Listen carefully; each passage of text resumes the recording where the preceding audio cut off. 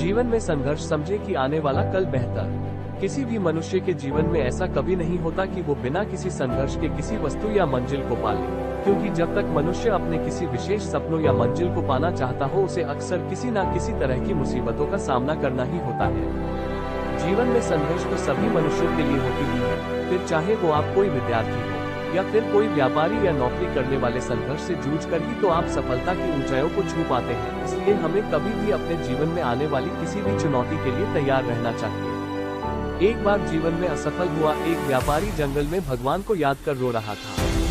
वो बार बार भगवान को याद करता और अपनी असफलता का कारण पूछता। जब वो ऐसा कर रहा था तब उस जंगल से एक साधु अपने कुटिया की ओर जा रहे थे। वो व्यापारी की व्याकुलता और निराशा से भरे बातों को सुन सब समझ गए।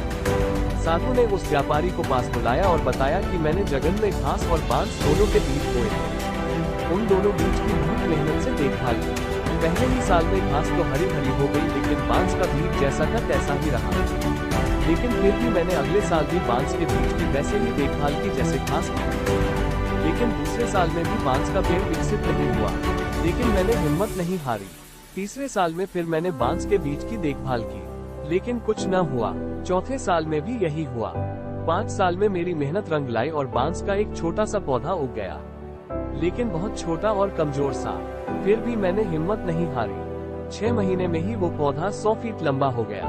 मैंने बांस की जड़ को इतना बड़ा करने के लिए 5 साल का समय लगाया। इन 5 सालों में इसकी जड़ इतनी मजबूत हो गई कि 100 फीट से ऊंचे बांस को संभाल सके। संघर्ष तो सभी के जीवन में आते हैं, लेकिन इनसे हार नहीं माननी चाहिए। दरअसल संघर्षों से ही आने वाला कल और भी बेहतरीन और बांस की तरह मजबूत बनता है। जीवन में आने वाली किसी भी संघर्ष से कभी हार न मान।